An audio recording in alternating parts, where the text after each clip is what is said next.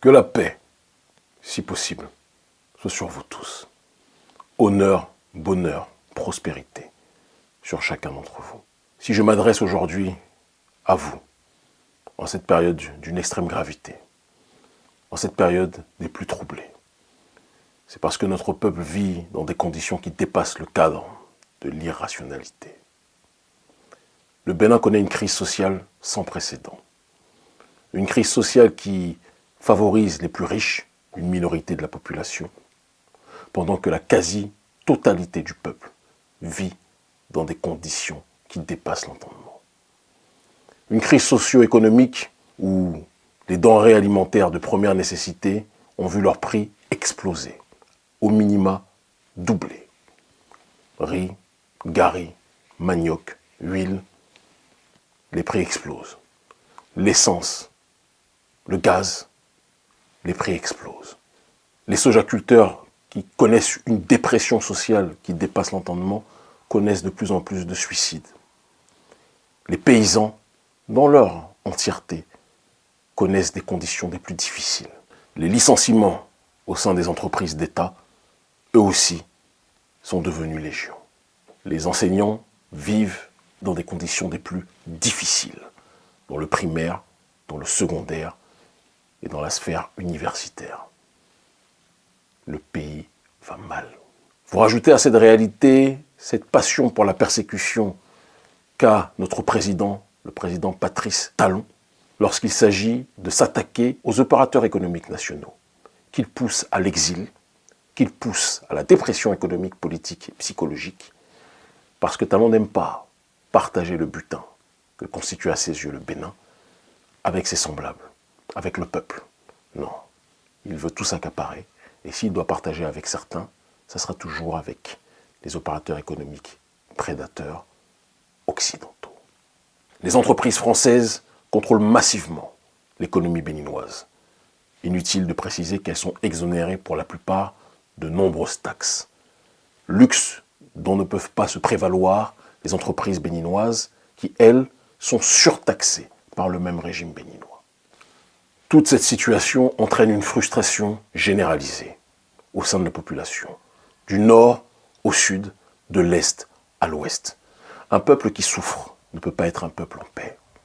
Et constater ce fait ne signifie pas appeler à la violence, mais simplement rappeler le principe élémentaire d'intelligence. Nous avons tous vu la déclaration au Parlement, à l'Assemblée nationale, du président Patrice Talon. Une déclaration pleine de mépris, d'arrogance et aussi de panique. Parce qu'un président en fin de mandat qui menace sa population est un président qui se sait en réalité en danger par rapport à son bilan. Dire cela ne signifie pas vouloir appeler à la déstabilisation, bien au contraire. Simplement constater que quelqu'un qui est sûr de son bilan, quelqu'un qui est sûr de ses actions, quelqu'un qui est sûr du bienfait de ses démarches, ne pourra jamais être dans une logique de tenter d'intimider son peuple. Mais cette méthode d'intimidation a été le b.a.-ba de la politique du président Patrice Talon depuis son accession au pouvoir. Une intimidation qui ne marche plus, une intimidation qui n'étonne plus, une intimidation qui glisse sur la peau d'un peuple qui a été si longtemps persécuté qu'il ne sent plus les coups. Face au faible pouvoir d'achat, les Béninois vivent depuis quelques semaines la flambée des prix des produits de première nécessité sur le marché. Une situation qui vient enfoncer le clou des plaintes d'une crise socio-économique sans précédent au pays de l'Amazone. Il n'y a rien qui est moins cher actuellement au Bénin. Les produits vivriers sont très chers.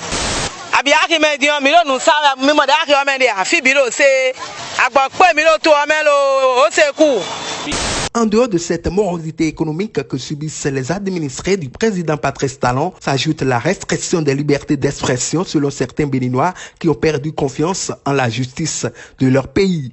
La justice en réalité, c'est ça notre rempart. Maintenant aujourd'hui on n'a plus confiance. Parce qu'au pays actuellement quand tu parles, on viendra te chercher chez toi. Il y a trop d'arrestations dans le pays même. Nous ne pouvons plus parler de la démocratie au pays. On n'a plus la liberté. Il y a un clan qui s'accapare de nos ressources. Parce que les gens n'ont pas 15 000 francs pour se faire soigner, ils meurent dans nos hôpitaux. Pendant que eux, le petit groupe, que ce soit de l'opposition ou de la mouvance, pour se faire soigner, c'est à l'extérieur. Face à cette atmosphère d'incertitude du lendemain, certains Béninois demeurent favorables à l'avènement d'une troisième voie proche des jeunes au sein de la classe politique béninoise. Nous allons toujours dire qu'on doit suivre la politique actuelle du Bénin. On n'espère pas avoir grand-chose si ce n'est pas une nouvelle tête comme Kémy Séba. Sinon, avec l'opposition actuelle, qui maintenant peut changer la tendance? Monsieur Kémy Séba incarne aujourd'hui la dignité africaine. En Afrique aujourd'hui, nul n'est sans savoir, il reste celui-là qui est prêt à donner sa vie pour ses frères. Kémy Séba, c'est un jeune dynamique. Pourquoi ne pas lui donner une chance de diriger un jour notre pays, le Bénin? On en a besoin.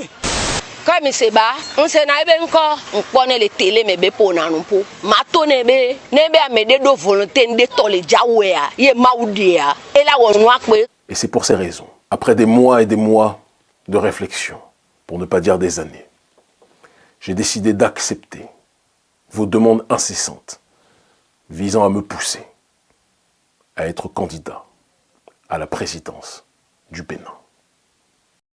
Mes chers compatriotes, parce que nous nous devons d'être le plus pragmatique, il est important que l'on se rappelle que notre pays est pris en otage et que les lois de la République du Bénin ont été des plus viciées ces dernières années, de telle sorte que les véritables opposants au président Patrice Talon soient structurellement exclus de la course via le code électoral corrompu que vous connaissez.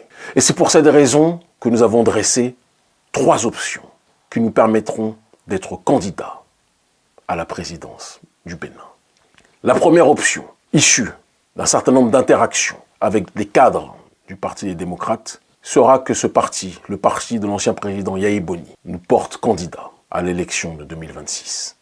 Car c'est le seul parti politique de l'opposition qui a le nombre de parrainages suffisant pour accéder aux élections.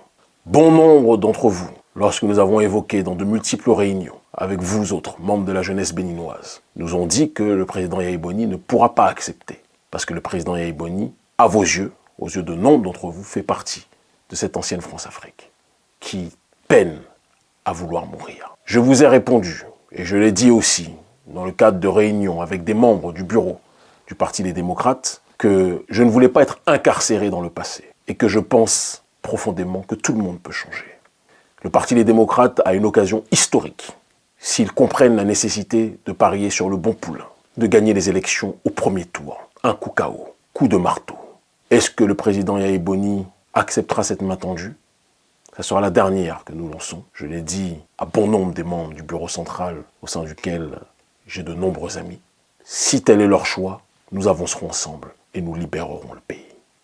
La deuxième option aura pour seule et unique fonction de constituer une véritable coalition, bien plus large que celle qui existe actuellement, visant à exiger une réforme du code électoral pour que tout le monde puisse candidater à l'élection présidentielle au Bénin. Et enfin, la dernière option, certains diront peut-être la plus importante, c'est une triangulation des forces, appelée l'opération Jéricho, qui s'appuiera sur une base tripartitionnelle, une logique de révolution sur le terrain informationnel, une logique de mobilisation, de contestation populaire, et une prise de responsabilité de ceux habilités dans le pays à faire basculer les choses pour que le peuple puisse reprendre le pouvoir. Dans tous les cas, nous accompagnerons tous les processus évoqués parmi les 3 qui permettront à notre peuple d'arriver à la destination nommée la libération du Bénin. Ce que nous avons propagé partout, nous allons l'installer ici, pour une résurrection du pays des Agonché, pour une résurrection du pays de l'ancien Dahomey, pour une résurrection d'un peuple qu'on a trop longtemps voulu écraser, mais que nul ne peut exterminer, pour que le travail commencé par Béhanzin puisse être finalisé. Ce que le roi Béhanzin a commencé, nous allons plus que jamais le terminer. Le Bénin libre ou la mort, nous vaincrons.